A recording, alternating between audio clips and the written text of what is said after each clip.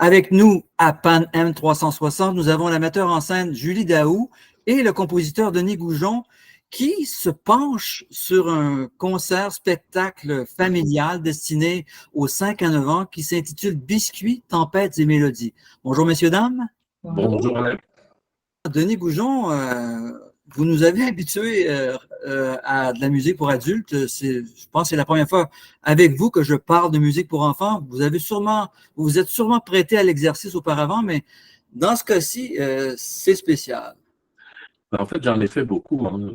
Voilà. La première chose que j'ai fait, c'est le piano muet avec le conte musical avec Gilles Vigneault dans les années 90. Ça a été mis sur disque. En tout cas, c'est un livre imagé avec un CD à l'intérieur.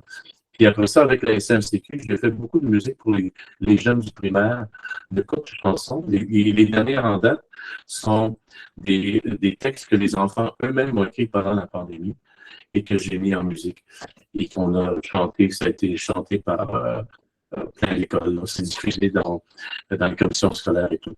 Donc ça, c'est ma participation, disons, en plus ciblée pour les jeunes, les enfants et pour les un peu plus vieux aussi. Mais là, c'est un autre monde.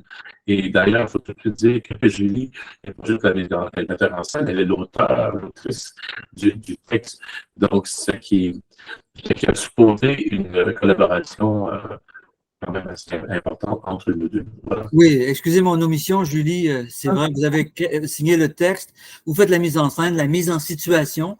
C'est toujours un peu délicat de parler de musique classique ou contemporaine. On sait que la SMCQ, la Société de musique contemporaine du Québec, a fait beaucoup d'efforts pour vulgariser sa pratique ou les nombreuses pratiques en musique contemporaine vers les enfants.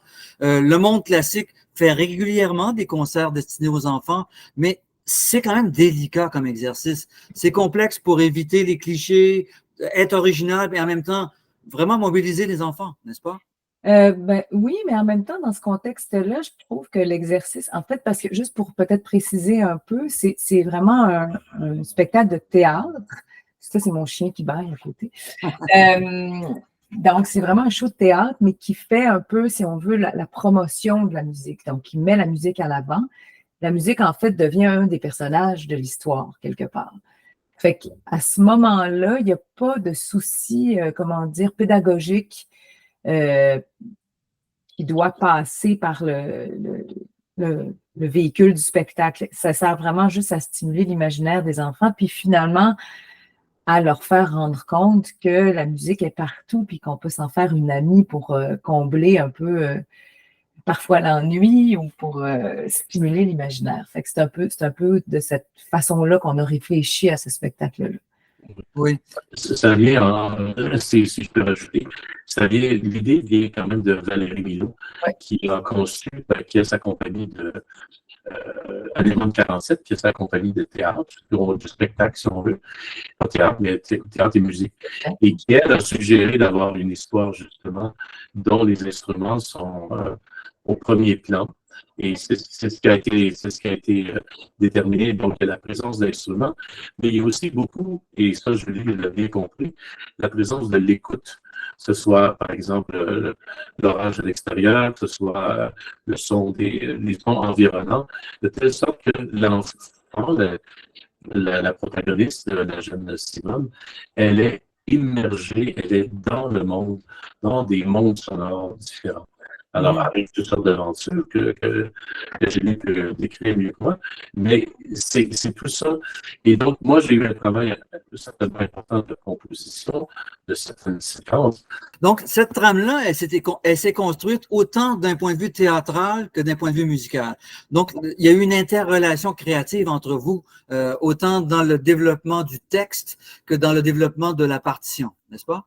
Exactement. En fait, on a travaillé, d'abord, Valérie nous a fait nous rencontrer tous les trois. Puis, on a travaillé on a fait des brainstorms, donc des tempêtes d'idées pour voir un petit peu vers comment on pouvait prendre les mots, l'histoire, puis que ça pouvait servir l'idée de la musique.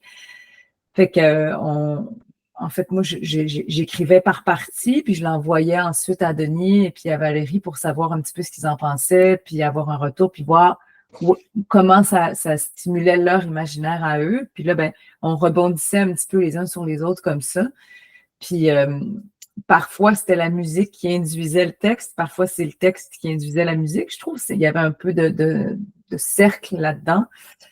Puis, fait que c'était très riche, je trouvais, comme construction. Moi, c'était la première fois que je fonctionnais de façon aussi étroite avec la musique, mais comme c'était partie intégrante du spectacle et que ça en faisait même, comme je le disais, un personnage, c'était vraiment, je trouve, la meilleure manière de fonctionner. Je ne sais pas si tu as quelque chose à ajouter, Denis. Non, c'est ça, c'est les allers-retours, une espèce de fécondation là, entre nous, qui comme tu le dis bien, qui stimule l'imaginaire ou qui stimule des réponses ou des regards ou des manières, des points de vue un peu différents. Mais ce qui était important aussi, c'est, je parlais de trame sonore, mais c'est la trame narrative que Julie a apportée avec cette histoire-là. À partir d'éléments que Valérie a suggéré fortement, dans le sens où il y a un des personnages qui est une harpiste. Donc, c'est l'instrument de Valérie. Donc, elle souhaitait aussi que certains instruments comme la harpe fassent partie, pas juste du décor, parce qu'on sait que c'est un instrument magnifique, mais fait partie de la manière de communiquer l'intérêt de la musique aux enfants à travers cet instrument-là qui est spectaculaire, qui est énorme. Et justement, avec Julie, ensuite, à partir de ces présences d'instruments, il y a le tuba, enfin, ce sont des instruments fabriqués, si on veut, là, mais c'est qui évoquent le tuba ou la trompette et tout ça. Ben, Julie a réussi à vraiment tisser quelque chose de très, très naturel et très pertinent et facile à suivre pour les enfants qui voyagent à travers tout ça. Donc, on suit le personnage, on suit les aventures, si on veut. Il y a même une belle chanson dont Julie a composé le texte, qui parle justement des biscuits, parce que, Julie, tu peux en dire davantage que moi là-dessus. Je ne sais pas si on veut faire un synopsis un petit peu de l'histoire, mais c'est vrai que, juste pour faire du pouce sur ce que Denis dit, en fait, pour Valérie Milot, donc, une des choses importantes, c'était oui, qu'on entende de la musique, qu'on comprenne qu'elle peut être générée de plein de façons, qu'elle est accessible et présente partout, mais aussi qu'il y ait la présence d'un vrai musicien sur scène. Pour que quand même, je veux dire, c'est quand même ça le but, là, fait qu'on ait accès à ça, là. Fait que, en fait, on est parti d'un personnage d'une petite fille d'autour de 8 ans qui s'emmerde finalement et qui se fait confisquer sa tablette. Et là, mon Dieu, quel drame! C'est la présidente gouverneur général de l'ennui, il y a personne, c'est la grande victime avec un grand V. Puis bon, là, tout d'un coup, elle essaie de dessiner, ça ne marche pas, elle se fait une tante, elle trouve ça laid, elle est complètement de mauvaise foi. Puis là, tout d'un coup, elle se met juste à comme gosser un peu sur son cahier de dessin avec son crayon. Puis là, il y a comme un écho qui résonne pas loin de cette percussion-là. Et puis là, de cet écho-là, arrive un personnage qui est une cuisinière avec qui elle va faire des biscuits, mais dans le fond, les biscuits sont juste un prétexte pour partir dans une espèce d'aventure, puis justement, un peu plus percussive. Elle va revenir de cette affaire-là dans sa chambre en se demandant si elle a un peu rêvé. Et là, il y a un orage à l'extérieur. Puis là, pouf, il y a de la pluie. Puis là, ça l'amène dans une autre ambiance. Et là, il y a un capitaine de navire qui arrive. Puis là, on est complètement dans une autre atmosphère, beaucoup plus sombre, un peu dramatique, parfois épeurante, mais très drôle en même temps.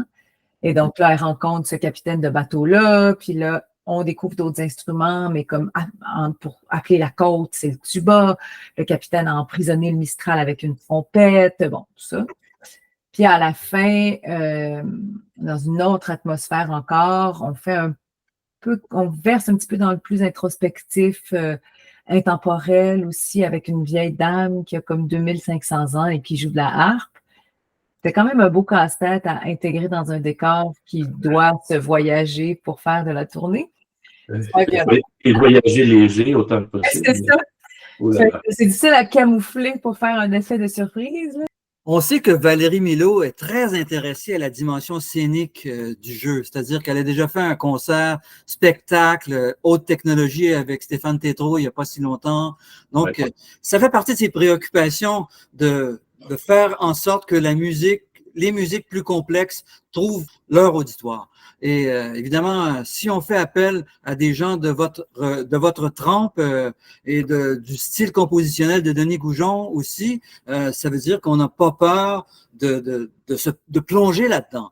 Denis, votre travail en tant que compositeur, comment le voyez-vous lorsque vous vous adressez à des enfants ou à un jeune public par rapport à ce que vous faites normalement? Ben, honnêtement, il y a toujours eu un aspect d'accessibilité par mon langage, si on veut, le vocabulaire que j'utilise.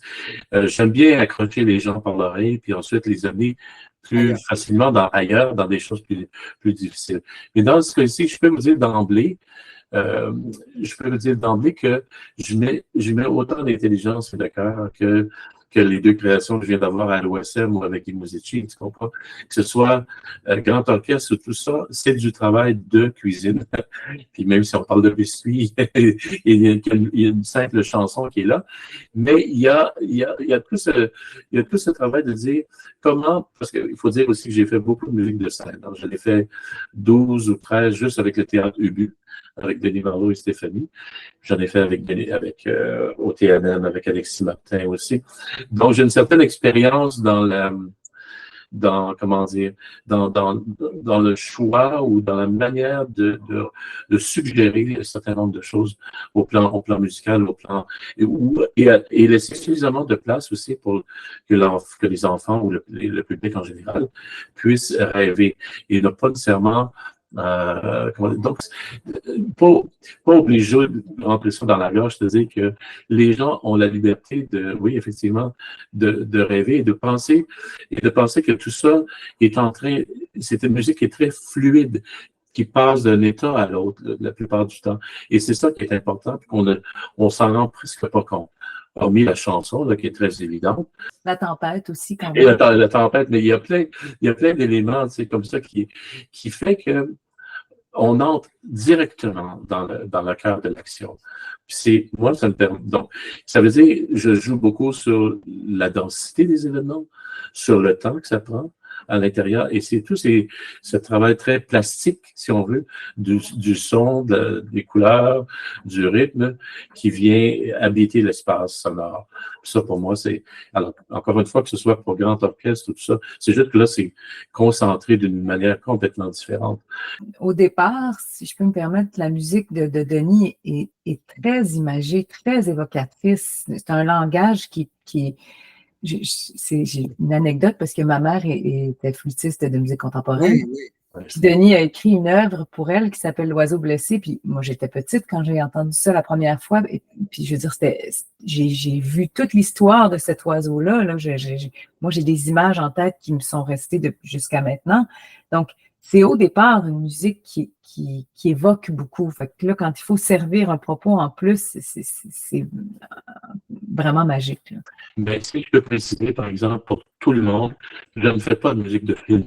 Je ne suis pas. Les gens disent oui, ça évoque des choses, mais ça n'est pas une musique sur un support filmique. Ça n'a rien à voir. Si un jour j'en fais, ça sera complètement autre chose. Parce que là, le théâtre, c'est autre chose qu'un film. On ne travaille pas avec la même notion du temps. Et donc, ben voilà, c'est ça. Je te dis que j'ai un énorme respect pour le monde du théâtre. J'ai un énorme respect pour le public.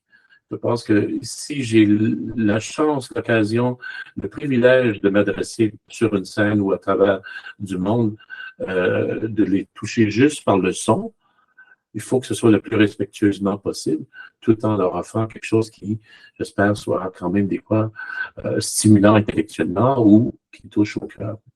Ben, ce qui est intéressant aussi, c'est que les enfants n'ont pas d'a priori. Non. Ils n'ont pas une culture qui désamorce ce qui pourrait, à l'âge adulte, les rendre rébarbatifs parce qu'on leur a dit que tel ou tel type de musique, c'était pas ci ou c'était pas ça, ou c'était ci ou c'était ça. Alors que là, ils s'en fichent, ils reçoivent, ils aiment ou ils n'aiment pas et c'est tout. Puis ils sont parfaitement dans le moment présent. Ouais. ils n'ont aucun filtre. Donc, c'est quelque chose qu'on reçoit tout de suite. Je veux dire, ils ne sont pas en train de penser à les épiceries. Ils sont là, puis ce qui se passe, c'est maintenant. Puis ils reçoivent ça à bras ouverts. Fait qu'il y a quelque chose de très pur dans leur façon d'accueillir cette musique-là, puis même cette proposition-là de texte aussi, de théâtre. Et ça, je trouve que c'est très touchant d'assister à ça parce qu'on voit à quel point ils n'ont pas de construction. Je veux dire, c'est pour ça que c'est merveilleux d'avoir accès à leur réaction, c'est qu'elle n'est pas du tout biaisée, elle n'est pas corrompue non plus. Fait que c'est très touchant d'assister à ça. On devrait prendre exemple sur les enfants. Je me dis ça chaque jour. Mais il y a aussi, c'est ça, je pense que, enfin, j'en ai vu plusieurs, mais je crois qu'il y a une belle originalité dans le spectacle comme tel. Vu même du point de vue des parents, des adultes qui en ont vu, d'autres, je crois que ça, je pense qu'il faut encourager les parents à venir avec leurs enfants quand c'est possible, parce que c'est quel âge déjà? 5 à 9. 5 à 9, tu vois. Donc, les enfants viennent avec leurs parents et c'est un moment d'échange aussi entre eux, entre les enfants, avant ou pendant ou après. Parce que les enfants, comme tu disais, il n'y a pas de filtre. Donc, des fois, ils réagissent très spontanément, puis c'est tellement drôle. Et c'est là qu'on voit, c'est aussi tout ce qui a été mis en branle au plan scénique, au plan particulièrement la mise en scène de Julie qui est très inventive, elle a trouvé des solutions avec pas beaucoup de moyens financiers. Elle a réussi à faire quelque chose d'assez hors de l'ordinaire, avec très peu de choses. Puis ça, c'est tout à son honneur. Mais c'est beau à voir. Et les parents qui sont là, puis qui les accompagnent, puis ils rentrent dans l'histoire, puis ils peuvent en parler. Il se passe des choses. Je pense que c'est un spectacle qui laisse des traces, qui laisse ou peut-être des pistes même d'exploration musicale, sonore éventuellement. On ne sait jamais qui ça touche comme tel. Mais de voir les personnages, la cuisinière, le capitaine, qui ont et ceux qui sont sur scène ont des personnalités aussi de comédiens très forts, très fortes. Puis ça vient porter, donc c'est plusieurs couches, c'est multistrates, si on veut, comme spectacle. Oui, si on essaie d'être un peu plus précis sur la présence sur scène, donc il y a des comédiens, la musique, elle est exprimée comment? Vous m'avez mentionné des instruments ou des évocations d'instruments, mais de quelle manière est-ce exécuté sur scène? Elle est exécutée en direct par la harpiste, ça c'est en ce qui concerne la harpe. Pour tout le reste, c'est plutôt des supports, c'est-à-dire qu'elle est préenregistrée et donc elle est intégrée au texte. Donc, par exemple, à un moment donné, le personnage de la cuisinière joue sur sa batterie de cuisine et là, il y a des sons qui partent. Fait que c'est comme si elle était un petit peu générée par l'imaginaire des personnages et elle trouve sa source dans ce qui entoure le personnage principal de Simone. Par exemple, le capitaine, comme je le disais un peu plus tôt, dans son bateau, si on veut, là, on s'entend qu'il n'y a pas un décor de bateau complet, là, mais dans l'évocation du magnifique décor de Pierrick Fréchette, il y a comme un tuba qui est accroché avec un corps qui est accroché, puis là, à un moment donné, dans la musique, par exemple, il fait une référence à la mer il est complètement amoureux de la mer, là, puis là, il y a une espèce d'aparté où il part dans un grand soliloque romantique un peu sirupeux, assez drôle. Et là, pour l'évoquer, la mer, il prend le corps français qui est accroché, puis il écoute ce qui en ressort, un peu comme si c'était un coquillage. Et là, la musique de Denis est magnifique. C'est un grand solo de corps qui a été enregistré au préalable. Donc, ça s'incarne visuellement, c'est préenregistré, sauf où, quand on arrive à la harpe, il y a un personnage d'une vieille dame qui en joue devant nous. Et la harpe induit des émotions, puis des façons même de bouger, est un peu magique. Fait qu'elle donne un petit peu de façon, comme si elle jetait un sort au personnage de Simone. Fait qu'à un moment donné, elle fait une grosse danse, puis là, Simone est comme possédée par la musique qui lui arrive. Elle ne possède plus son corps. À un moment donné, la vieille dame la fait revenir, en fait, la projette dans le futur, comme si elle était elle-même une vieille dame, puis elle assiste à son propre anniversaire de 98 ans ou quelque chose comme ça. Puis c'est elle qui induit ça. Donc là, à ce moment-là, c'est vraiment incarné par la harpiste qui l'amène dans des situations. Alors, il y aura des biscuits, il y aura de la tempête. Et il y aura des mélodies, et il y aura plus encore. Et donc, c'est dimanche prochain, le 16 juin, à 10 h, à Longueuil, au foyer Saint-Antoine, salle La Chapelle, 150 rue Grant. Alors, c'est un spectacle pour toute la famille, plus précisément aux enfants de 5 à 9 ans, mais aux adultes qui veulent rester avec l'attitude de 5 à 9 ans pour la réception d'un art. Il y a quand même quelques mots adressés aux parents là, dans la salle. On a pensé à eux quand même. Là. Souvent, c'est eux qui rient aussi. Là. Je vous remercie beaucoup, Denis Goujon, Julie Daou. Félicitations pour ce travail et on invite toute la famille à assister à ce spectacle qui sera sûrement repris par la suite, j'imagine, n'est-ce pas? Oui, il y a quelques dates déjà au calendrier. Et peut-être un enregistrement audiovisuel un jour? Ça serait formidable. Ça serait formidable, en effet. On le souhaite. On va suivre ça de près. Merci beaucoup, messieurs, dames. Merci. Merci, Alain. Dimanche. Au revoir. Bye bye.